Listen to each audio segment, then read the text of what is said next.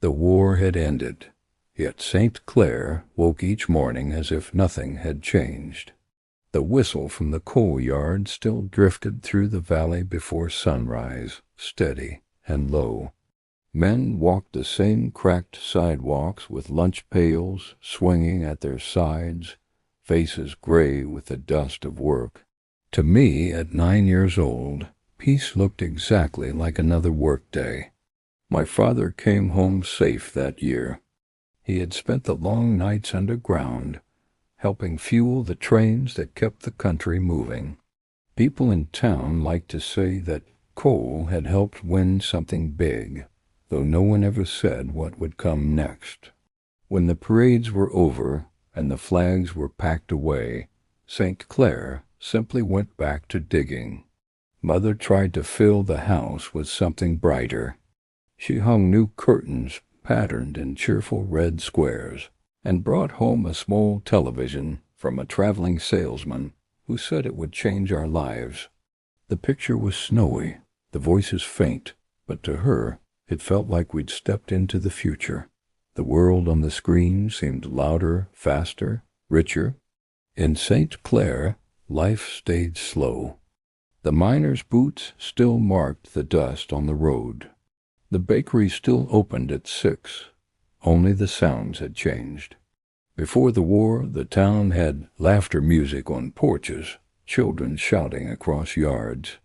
After, people spoke softly, as if the air itself needed rest. The mine's edge was the one place that never grew quiet. That's where the men gathered before heading down, and where I liked to linger, pretending I was one of them. The way they stood close, but not quite touching, felt like a language I wanted to learn. My best friend, Tommy, lived 2 houses away. Tommy's mother worked long shifts at a sewing factory in Philadelphia, and Tommy kept mostly to himself. Still, he laughed when we rode our bikes past the old movie theater, its posters faded to ghosts of color. He said he'd leave for the city one day and fix machines for a living. I told him I'd stay, maybe open a store that sold something no one else had. He grinned and said that was impossible in Saint Clair. Everything anyone needed was already here, and everything they wanted was somewhere else. That summer felt long, hot, and endless. The trains rumbled less often, and a few men started talking about work drying up. No one said it too loudly. It was easier to believe that tomorrow would sound the same as today. Then, one morning, something unusual happened. A man none of us recognized walked into town, his car covered in road dust, the hood tied down with rope. He parked in front of the old post office, stepped out, and stretched like someone tasting fresh air for the first time. His coat was too fine for a mining town, and his shoes shone in the sun. By afternoon, word had spread. He wasn't selling coal or tools. He was from a company in Pittsburgh, looking for something else entirely, something the people of Saint Clair hadn't thought much about before. That's when everything began to change. He said his name was Mr. Dalton, though nobody was sure if that was true. He had a smile that could make a stranger feel like an old friend, and a car that looked like it had come from another century. Kids followed him wherever he went, not because of what he said, but because he carried something new, something glowing, wrapped in brown paper in the back seat of that dusty Plymouth. He came to town with an idea, not a shovel or a sales pitch. People don't just need to work, he told the mayor one morning at the diner. They need to see what the world looks like when they stop. The mayor didn't quite understand, but he nodded politely while Dalton stirred his coffee and kept talking about screens, pictures, and the future that was already knocking. Within a week, the curiosity spread faster than gossip ever had. The newspaper printed a short column. Pittsburgh salesman demonstrates talking picture box at Henderson Hall Saturday evening. No one knew what a talking picture box was, but half the town planned to find out. Tommy and I got there early. The hall smelled of coal dust and linseed oil. Folding chairs lined up in crooked rows. Dalton stood at the front, sleeves rolled, setting up a square wooden cabinet the size of a laundry basket. He turned a few knobs, tapped the top like it was alive, and then stepped back. When the screen flickered on, a soft white glow filled the room. For a moment, no one breathed. Then a man in a hat appeared, waving, smiling, speaking without sound, until Dalton adjusted the dial, and the voice burst through high, clear, almost magical. A few people gasped. One woman laughed and covered her mouth. Tommy whispered, "It's like the movies came home." I nodded, though I couldn't stop watching Dalton. He wasn't just selling a machine. He was watching people see the world for the first time. His eyes had that look, the one my father used to get when he stood outside after a shift, staring at the horizon as if it might finally give him an answer. After the show, people crowded around. "How much?" someone asked.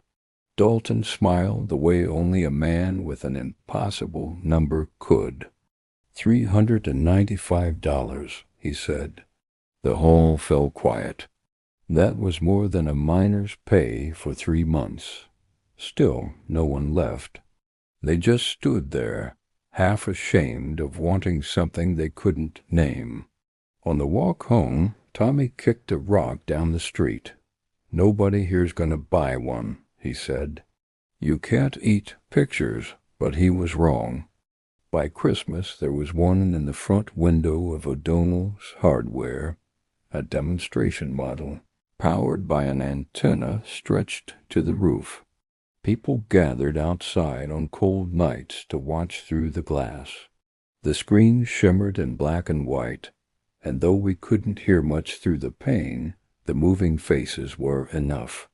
Father said it was nonsense. "What do I need that for?" he muttered at supper. "I know what the world looks like." Mother didn't answer. The next week, she cleaned out a shelf near the radio. Dalton kept visiting, always with the same calm smile, always asking about the town's families. He never pushed the sale. "You'll know when you're ready," he'd say, and somehow people believed him. In March, he hosted another gathering, this time at the school gym. He spoke about the way technology could make small places feel less small. "The world is wider than your street," he told us. "But it starts right here." I don't think anyone in Saint Clair truly understood what he meant, but for days after, even the mine workers walked slower, as if picturing their lives from a distance. One evening I saw him standing by his car, staring at the old theater down the road, the one that had been closed since the war. The letters on the sign were broken, but enough remained to spell majestic. "You think it'll open again?" I asked. He smiled. "Maybe not," he said, "but someone will open something. They always do." When he left that spring, the town felt different, though no one could explain how. The mine still whistled, the dust still rose, but something invisible had shifted. It was as if Saint Clair had taken its first deep breath in years. And for the first time since the war ended, people began talking about tomorrow. It was early summer when the first television finally arrived in our house. Not because my father changed his mind, but because my mother did something she had never done before. She used the money she'd been saving for new curtains. "We'll earn it back," she said softly, avoiding his eyes. "But this we may never see again." When the delivery truck came, half the neighborhood stood outside to watch. Even the driver seemed to know it wasn't just another box. He carried it like a fragile promise. The set was small, heavy, and polished, like a piece of furniture that could tell secrets. When we turned it on, it hummed, flickered, and then came alive shadows dancing, light spilling across the room. That night, the living room felt like a theater. The table lamp stayed off, the curtains drawn, the air thick with anticipation. The picture was faint, full of static, but we didn't care. A man in a suit appeared on the screen, talking about the weather in New York, a place we'd only seen in newspapers. My father sat stiffly in his chair, arms crossed, pretending not to be interested. But when the broadcast showed fireworks over the Hudson River, his shoulders dropped. "That's real," he murmured almost to himself. "That's happening right now." From that moment on, the television became more than an object. It was a window, and through it, our small town learned how to dream again. Mrs. Kowalski down the street started visiting every Thursday night to watch a comedy show. Children gathered outside the hardware store to see baseball games through the display window. Even the miners, men who'd once sworn that machines would never take their place, began gathering at O'Donnell's to catch the evening news before heading home. Tommy and I sat cross-legged on the floor most nights, faces glowing in the dim light. He'd whisper, "Think they'll ever make one that shows color?" And I'd laugh.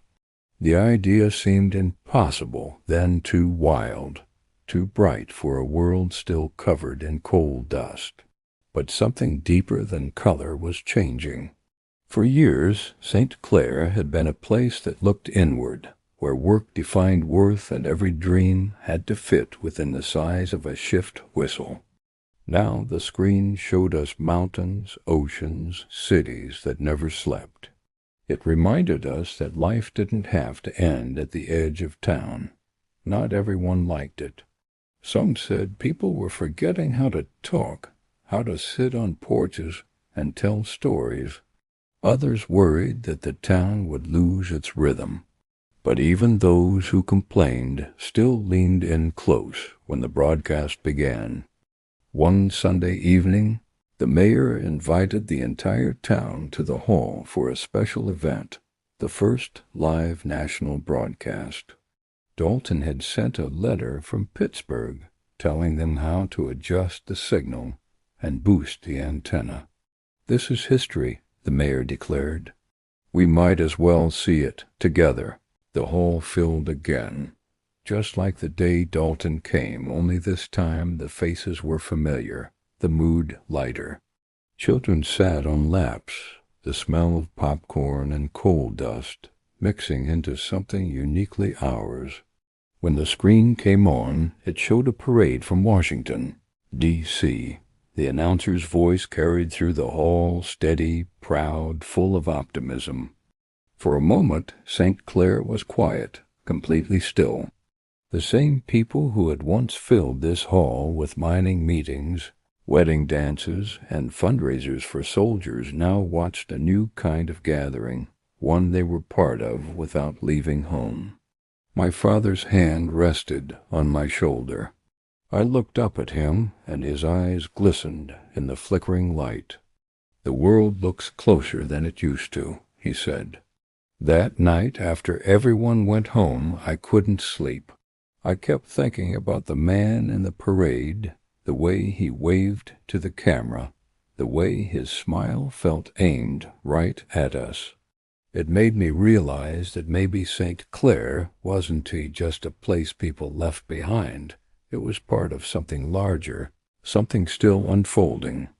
The next morning, Tommy found me at the tracks with a notebook and pencil. "You writing something?" he asked. "I'm trying to remember how it felt," I said. He grinned. "You don't have to. Just wait a few years. The whole world will remember for you." I didn't know what he meant then. But looking back now, I think he was right. The world had started recording itself, and we were all part of the picture. That summer the mine whistle still blew, but it no longer sounded like an ending. It sounded like a beginning. And even though Saint Clair stayed small, it was no longer alone.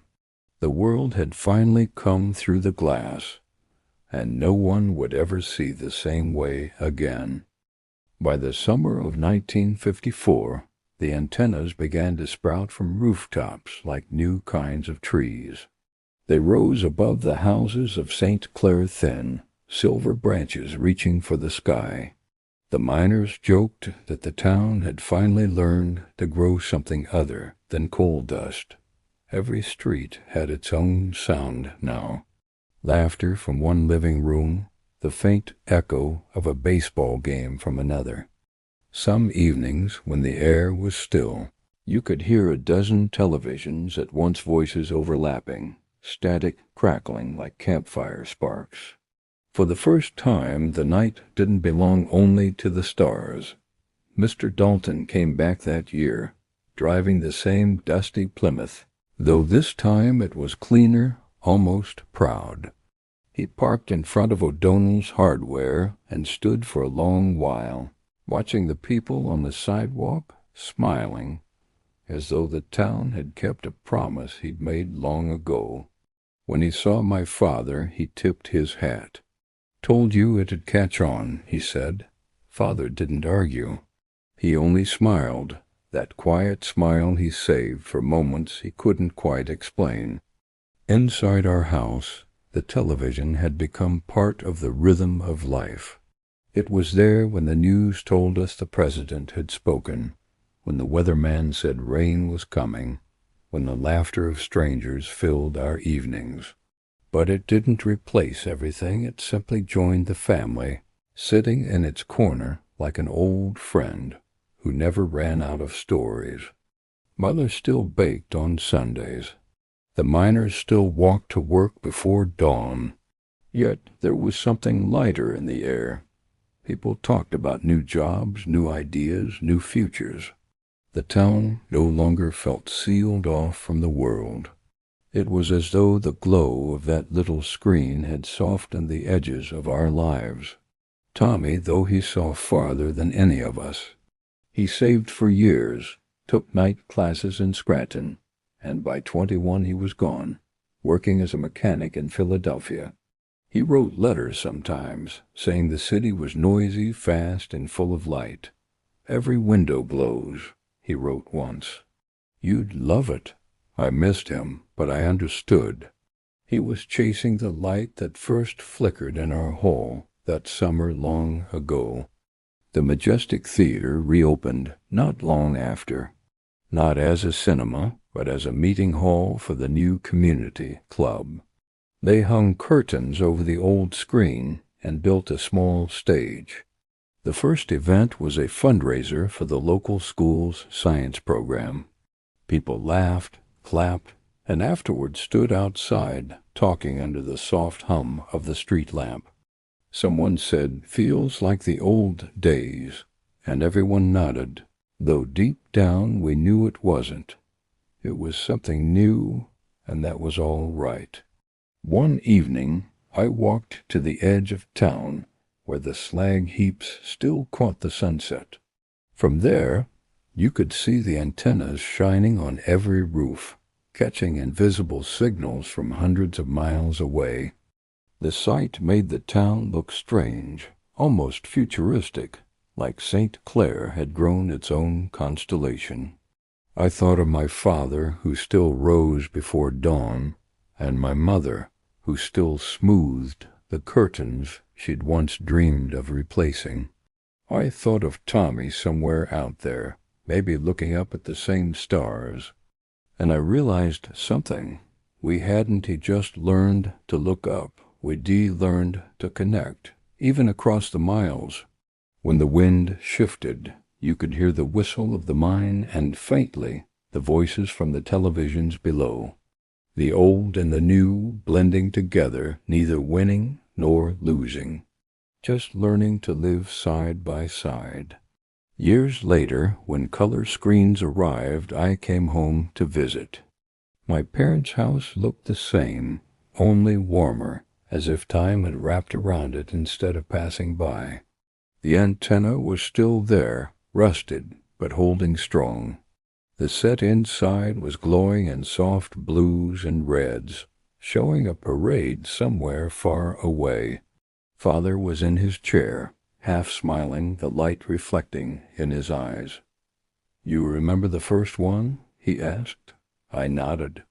"I remember everything." He chuckled. "We thought the world was ending.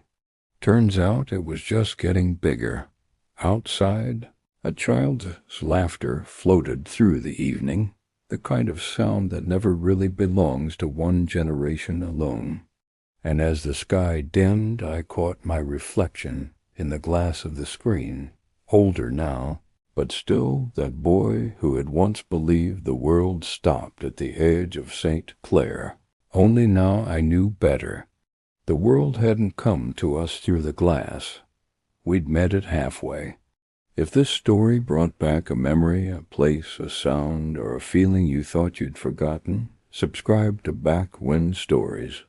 Every click helps keep those moments alive, one story at a time.